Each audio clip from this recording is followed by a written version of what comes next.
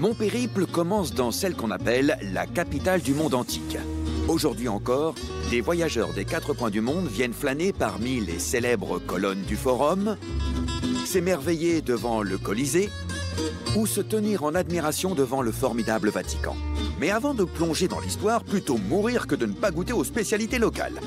La chapelle Sixtine, c'est bien, mais des spaghettis ketchup et pépé maison, c'est un chef-d'œuvre qu'on peut manger. Le bol est en fromage, c'est génial. Et personne ne te regarde bizarrement quand tu bois du vin avant midi. De nos jours, cette incroyable métropole s'étend dans toutes les directions. Mais la meilleure vue se trouve en haut de la colline du Janicule. C'est la photo sur les cartes postales, Rome. Rien que le nom semble gravé dans le marbre. Pour la plupart des gens, Rome a toujours existé. On la surnomme la ville éternelle après tout. Et l'histoire de longue date, en tout cas celle qu'on m'a apprise en primaire, c'est que les Romains ont vaincu les Grecs, emprunté leurs dieux, développé leur culture et évolué en une superpuissance comme le monde n'en avait jamais connue. La Rome antique a duré plus de 2000 ans. Au départ, une petite tribu s'est installée dans le centre de l'Italie actuelle, vers 750 avant notre ère, puis, pour employer un euphémisme, s'est étendu. Vers l'Encens, l'Empire romain couvrait plus de 5 millions de kilomètres carrés, de la Grande-Bretagne à l'Égypte. À son apogée, Rome gouvernait près de 20% de la population mondiale. On attribue aux Romains d'impressionnantes constructions et des innovations techniques révolutionnaires.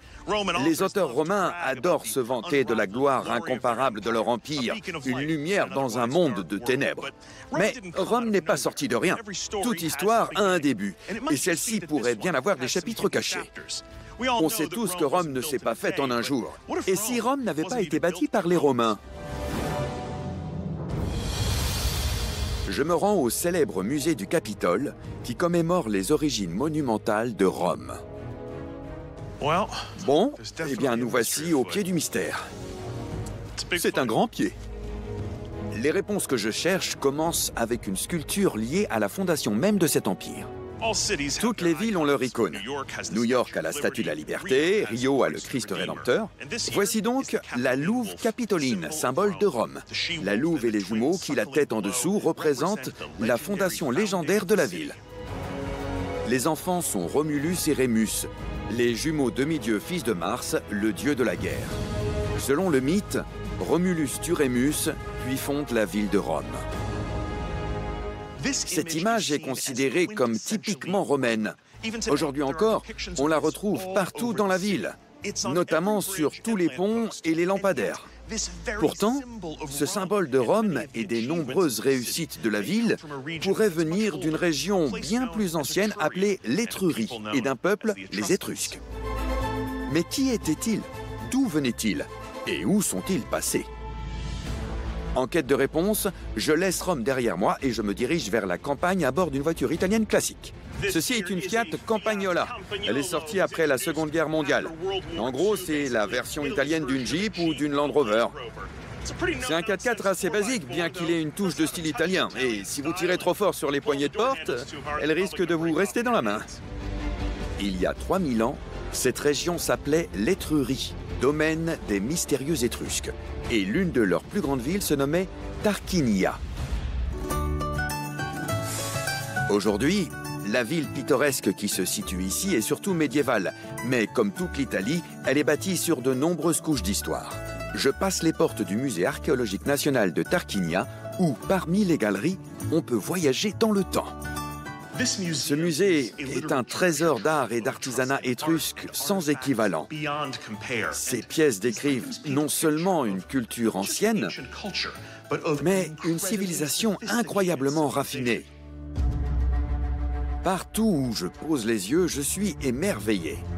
Depuis la pierre jusqu'à la céramique, la terre cuite à l'or, le bronze et le marbre, il semble qu'il n'y avait aucun matériau que les Étrusques ne pouvaient pas transformer en quelque chose de magnifique. Des objets du quotidien comme des parapluies délicats, des dés en os et des miroirs à main relèvent un côté familier et personnel de leur vie. Ici, chaque objet est plus intrigant que le suivant. Cette collection soulève une question simple. Qui étaient ces gens? Pour le découvrir, je me rends juste à l'extérieur de la ville moderne, dans un parc archéologique où je retrouve son directeur, Vincenzo Bellelli. Alors, on se trouve dans la périphérie de ce qui était Tarquinia. Oui, C'était une grande ville étrusque, c'est ça? c'était l'une des villes étrusques les plus importantes. Et il y avait beaucoup de grandes villes étrusques puissantes? Tout à fait. Les Étrusques ont créé une douzaine de villes-États qui étaient indépendantes, comme les villes de la Grèce antique. La civilisation étrusque remonte à environ 1100 avant Jésus-Christ, quand la Grèce antique était encore à son âge des ténèbres. La montée en puissance des Étrusques a eu lieu au 8e siècle avant notre ère. 12 villes-États indépendantes ont formé une alliance étrusque dirigée par des familles riches qui ont dominé la péninsule italienne. À son apogée, l'Étrurie couvrait des milliers de kilomètres carrés, tandis que Rome n'était encore qu'une minuscule cambrousse reculée. Dans le musée, on peut voir des objets incroyables, d'Étrurie, mais aussi de toute la Méditerranée. De partout, oui. Comment les Étrusques obtenaient tout ça? C'étaient des commerçants. Les Étrusques étaient d'excellents marins et commerçaient dans tout le monde connu, de l'Égypte à la mer Baltique. Les Grecs les qualifiaient parfois de pirates pratiquant la magie noire, mais personne ne sait s'il s'agit d'une évaluation objective ou de désinformation à la mode antique. Il semble que les Étrusques étaient très puissants et très raffinés. Dans ce qui est aujourd'hui l'Italie, les Étrusques étaient le peuple le plus raffiné. D'accord, et on se trouve où là exactement? Je ne vois que des champs à perte de vue. C'est quoi ici? C'est la nécropole de Tarquinia. La nécropole, c'était donc un cimetière? C'est ça. D'accord. Et ces bâtiments qu'on voit, ce sont des tombes. Ce qui semble être un champ vide ne l'est pas du tout. Éparpillés dans le paysage, ces petits bâtiments modernes protègent chacun l'entrée d'un lieu de sépulture étrusque. Ce sont des entrées de tombes, d'accord. Et il y a combien de tombes? Il y a plus ou moins 6000 tombes. 6000? Oui. Vous avez du pain sur la planche? Oui, il y a beaucoup de travail. On peut en voir une? Et Après vous.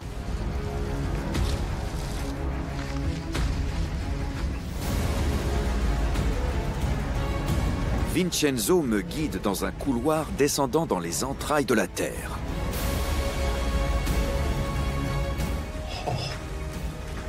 Waouh, c'est vraiment magnifique. Regardez les motifs et les couleurs. Ça a été peint quand? environ 480 avant Jésus-Christ. Alors cette peinture date d'il y a presque 2500 ans? Exactement. Et les couleurs sont très vives, comme si ça avait été peint hier. Oui, c'est la tombe peinte la mieux préservée de Tarquinia. Parmi les 6000 tombes de Tarquinia, seuls 2% sont peintes et préservées comme celle-ci. Les murs illustrent une fête idyllique. Même le plafond est décoré pour nous donner l'impression d'être dans une sorte de tente, comme si on participait aux festivités. Incroyable. Parlons de ce qu'ils sont en train de faire. Ils festoient? Oui, il s'agit d'une scène de banquet. Ça me fait penser à une scène de l'art grec. Oui, mais la grande différence, c'est que les femmes ont le droit de participer. Oui, il y a des femmes allongées au milieu des hommes. Ce ne serait pas possible dans le monde grec. C'est vrai. On ne verrait pas ça non plus dans le monde romain, n'est-ce pas?